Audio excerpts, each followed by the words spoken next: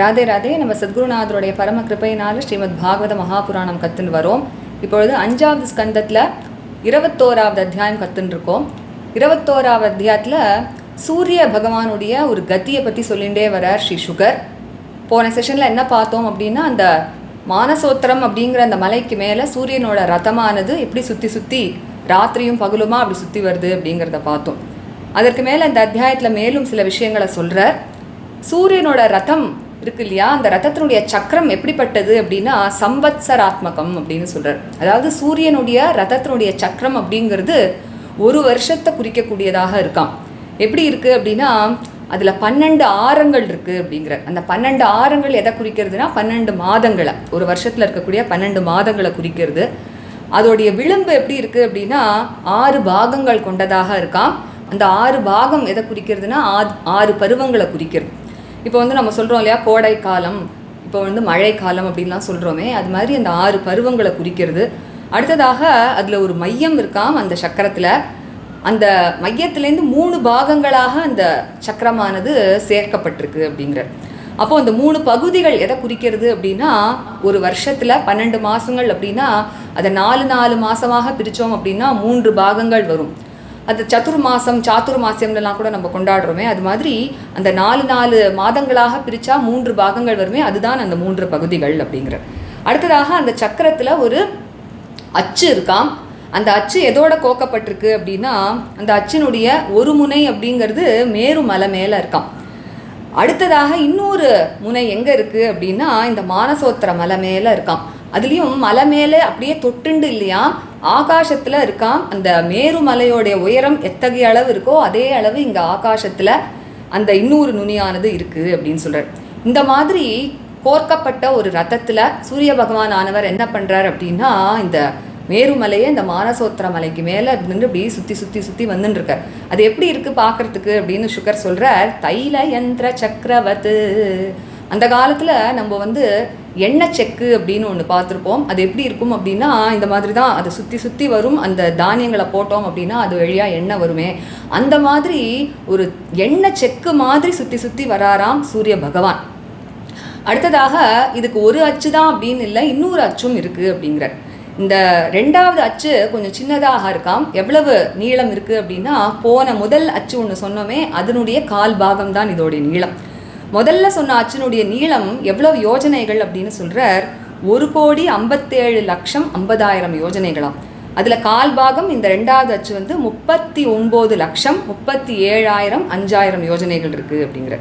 இந்த 2வது அச்சினுடைய கீழ்பாகமானது இந்த ரத்தத்தில் கோக்கப்பட்டிருக்கு. இன்னொரு முனை எங்கே இருக்குது அப்படின்னா துருவ மண்டலம்னு சொல்கிறோமே, அந்த துருவ மண்டலத்தில் அந்த துருவ நட்சத்திரத்துக்கு மேலே இருக்காம் இன்னொரு முனை அப்படிங்கிறது. அப்படியாக இந்த ஒரு ரத்தம் அமைக்கப்பட்டிருக்கு.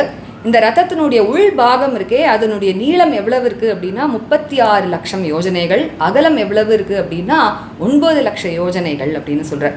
அடுத்ததாக இதுக்கு ஒரு நுகத்தடி இருக்கணும் இல்லையா அந்த ரத்தத்துக்கு, அந்த நுகத்தடியும் இந்த அகலம் எவ்வளவோ அதே அளவு இருக்குது அப்படிங்கிறார். அதுவும் 9 லட்சம் யோஜனைகள் அப்படிங்கிறார். இந்த ரத்தத்தில் 7 குதிரைகள் பூட்டப்பட்டிருக்கு. இந்த 7 குதிரைகளுடைய பெயர் என்ன அப்படின்னா, வேதத்தில் வரக்கூடிய சந்தசுகள் தான் இந்த 7 குதிரைகளாம்.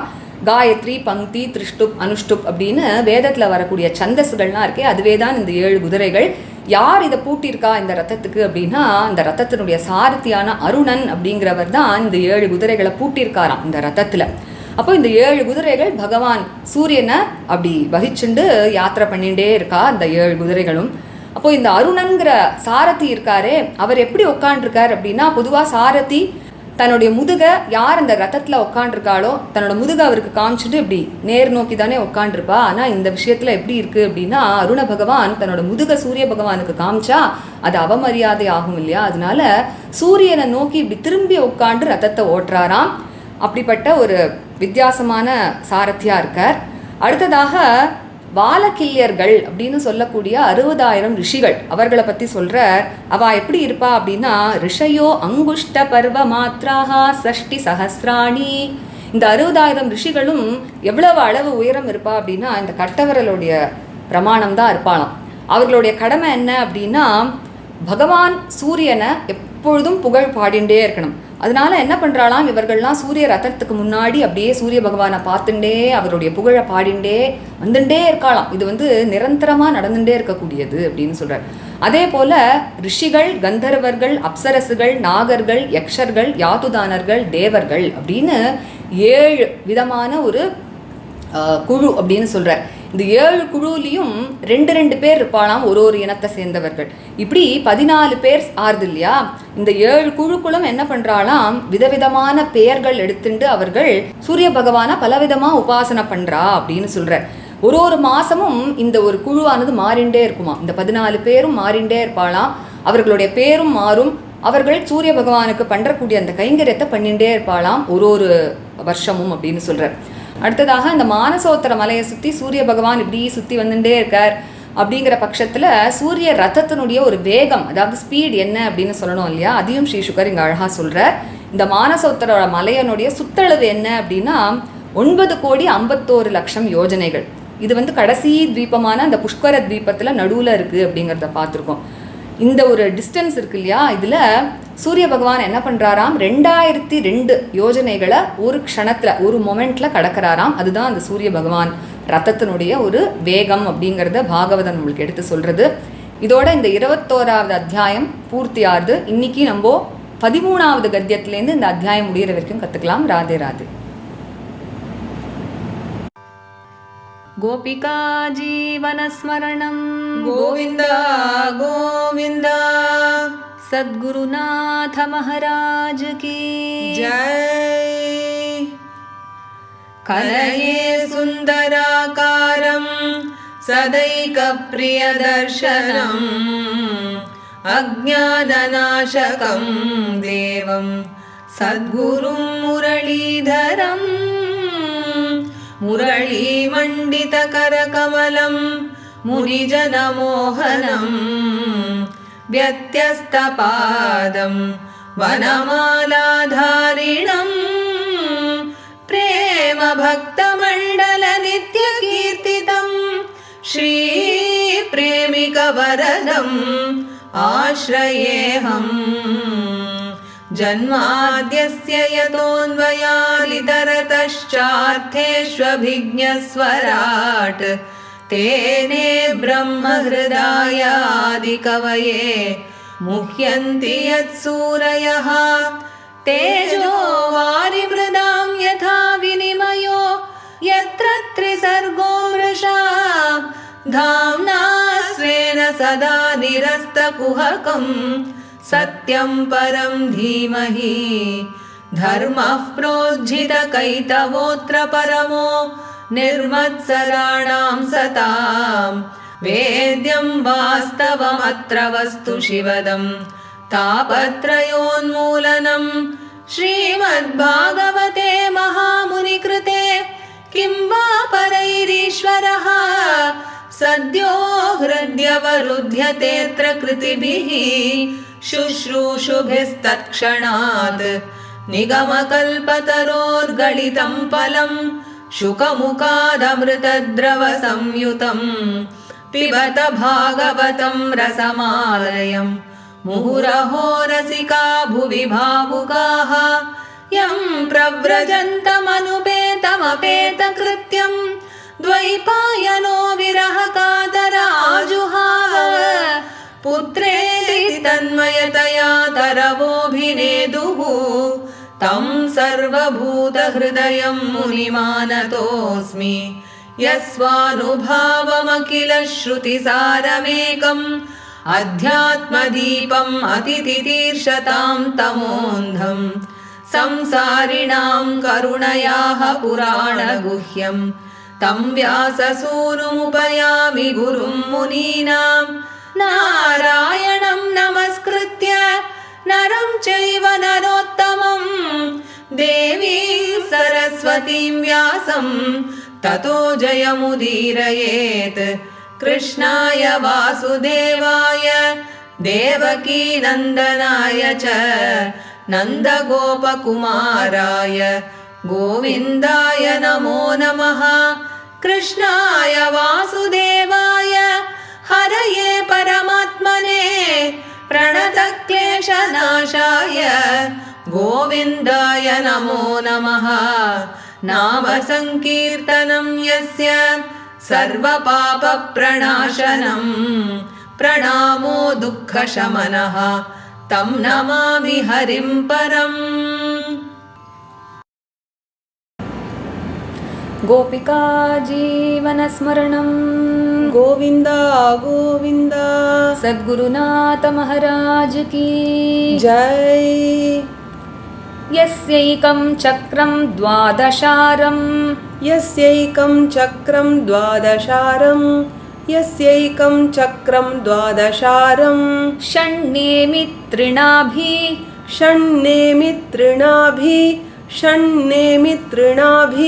संवत्सरात्मकं समामनन्ति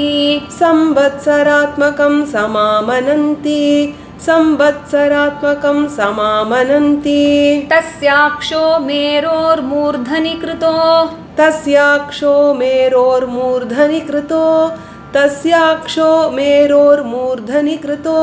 मानसोत्तरे कृतेतरभागो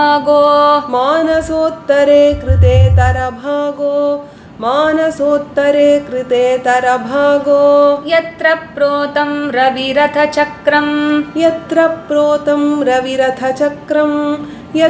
प्रोतं रविरथचक्रं तैलयन्त्रचक्रवत्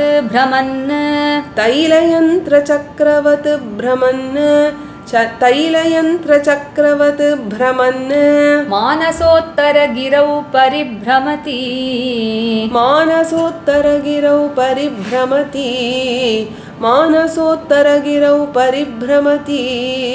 तस्मिन् अक्षे कृतमूलो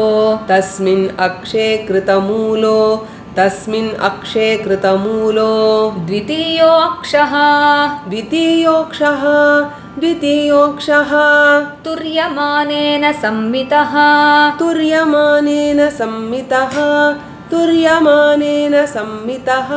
तैलयन्त्राक्षवत् ध्रुवे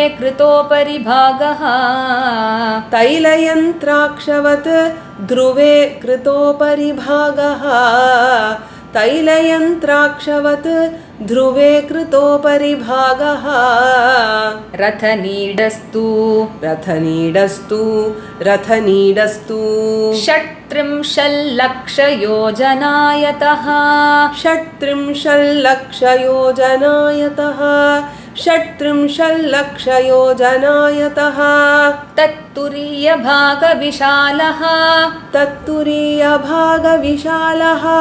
तत्तुरीयभागविशालः तावान्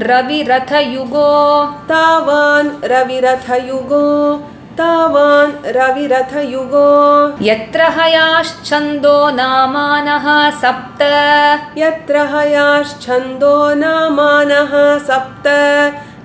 हयाश्छन्दो नामानः सप्त अरुणयोजिता वहन्ति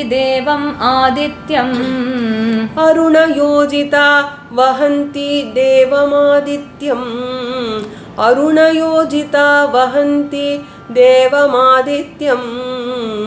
पुरस्तात् सवितुः अरुणः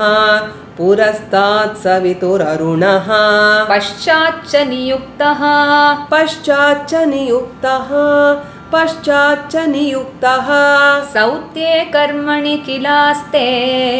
सौत्ये कर्मणि किलास्ते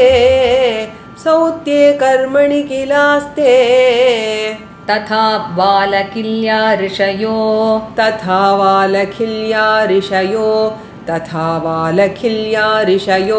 अंगुष्ठपर्वमात्राः षष्टिसहस्राणि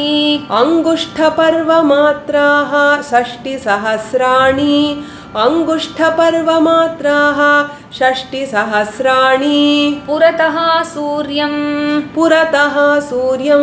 पुरतः सूर्यं सूक्तवाकाय नियुक्ताः संस्तुवन्ति सूक्तवाकाय नियुक्ताः संस्तुवन्ति सूक्तवाकाय नियुक्ताः संस्तुवन्ति तथान्ये च ऋषयो तथान्ये च ऋषयो तथान्ये च ऋषयो गन्धर्वाप्सरसो नागा गन्धर्वाप्सरसो नागा गन्धर्वाप्सरसो नागा ग्रामण्यो यातु धाना देवा ग्रामण्यो यातु धाना देवा ग्रामण्यो यातु धाना देवा इति एकैकशो गणाः इत्येकैकशो गणाः इत्येकैकशो गणाः सप्त चतुर्दश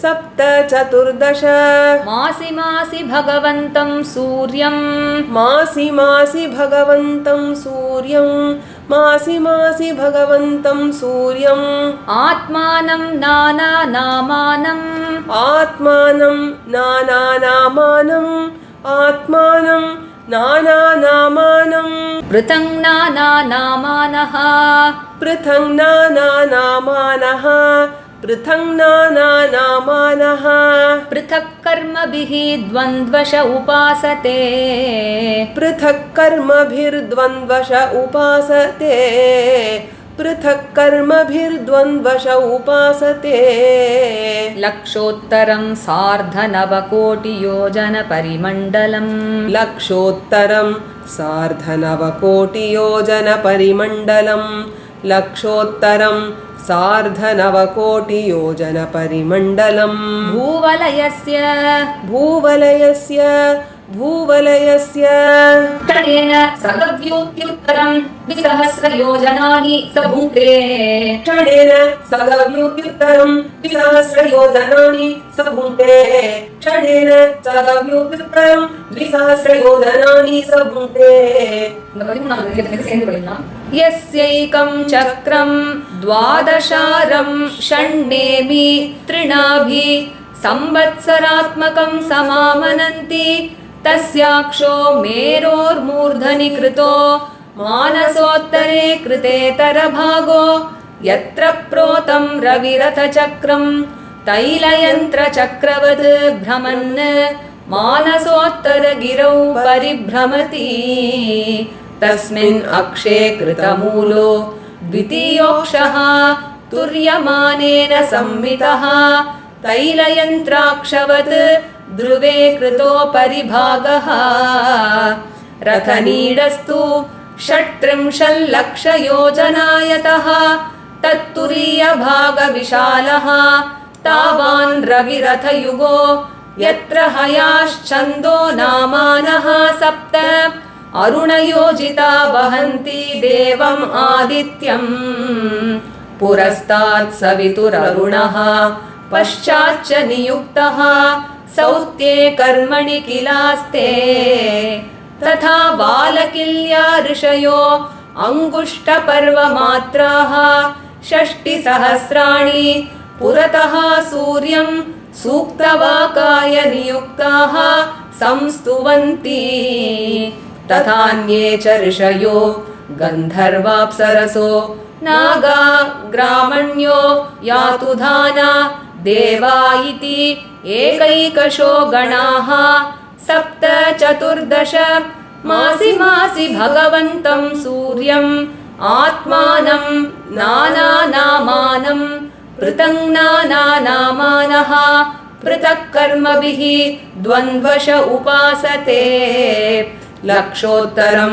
सार्धनवकोटियोजनपरिमण्डलं भूवलयस्य क्षणेन सगव्यूत्युत्तरं 200 योजनानि स भुङ्क्ते श्रीहरये नमः श्रीहरये नमः श्रीहरये नमः गोपिका जीवनस्मरणं गोविन्द गोविन्द सद्गुरुनाथ महाराज की जय இந்த செஷனும் நம்ம படிச்ச ராகம் ஆரபி அடுத்த செஷன்ல இருந்து 22வது அத்தியாயத்தை கத்துக்கலாம் Radhe Radhe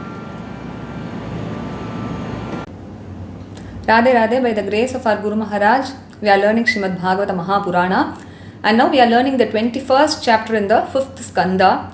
So in this 21st chapter, we have been seeing how Shri Shuka describes the movement of the sun's chariot. So in the previous session, we saw how Shri Shuka described that the sun's chariot goes about this Manasottara mountain and forming the day and nights. So further he talks about the sun's chariot in this chapter. He says the sun's chariot has a wheel which is in the form of 1 year. He says Samvatsaratmakam Chakram. And it has 12 spokes, and these 12 spokes represent the 12 months of a year. And this wheel has a rim which has 6 segments, and these 6 segments are the 6 seasons of the year. And there is a hub in this wheel, and there are 3 parts of this wheel which are joined together to this hub. And these 3 parts are nothing but the 3 parts of a year which are categorized into 4 months each. And then he says there is an axle tree which is attached to this wheel. One end of this axle tree is on the top of Mount Meru. The other end is here on the top of Manasottara mountain, but not exactly above the mountain, but somewhere held in the air at the same height of the mountain Meru. And then fixed in this manner, Shri Shuka says the sun's chariot keeps on rotating on this wheel like a oil press, he says. He gives an example, Taila Yantra Chakravat. The oil press in the olden days, if we can just see some pictures, we can understand this formation very well. It is exactly like an oil press, and the sun keeps revolving around the Manasottara mountain in this manner, he says.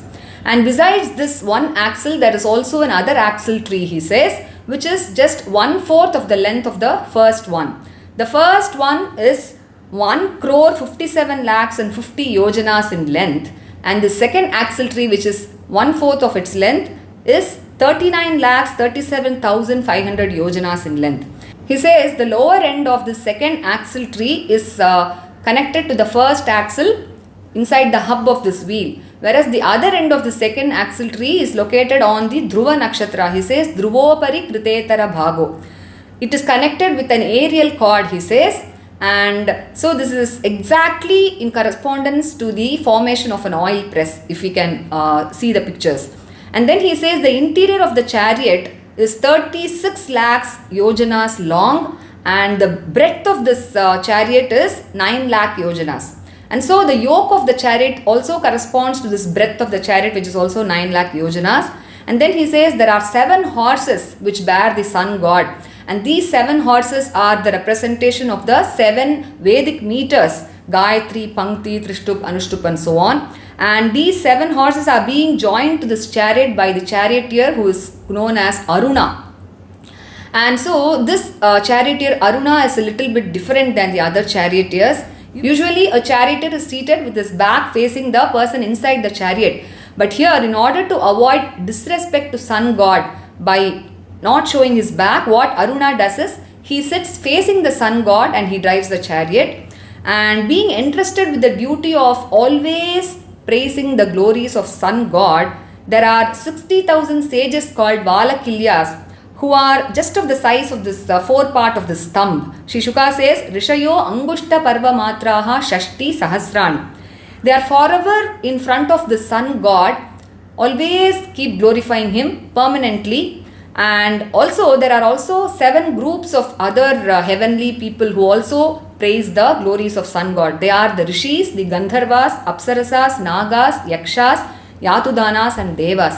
And in each of these groups there are a pair of each one of them. And so there are totally 14 individuals, and they bear diverse names, he says. And the sun god also has diverse names. So these 14 people, what they do is they keep serving the sun god in various ways, and every month this group keeps changing. The people keep changing, so the names are different. So in distinct batches of 14, every month they keep serving the sun god for all the 12 months of the year. And then finally Shri Shuka concludes by telling the speed of the chariot of sun god. He says the circumference of the Manasottara mountain, which is situated in the midst of the last Dvipa, which is called the Pushkara Dvipa, is 9 crore and 51 lakh yojanas. And out of this, the sun god, he covers 2002 yojanas in one moment. So this is the speed of the chariot of sun. And so with this concludes the 21st chapter of the 5th canto. So today we learned from the 13th Gadya till the end of this chapter. So let us meet in the next session while we start learning the 22nd chapter. Radhe Radhe.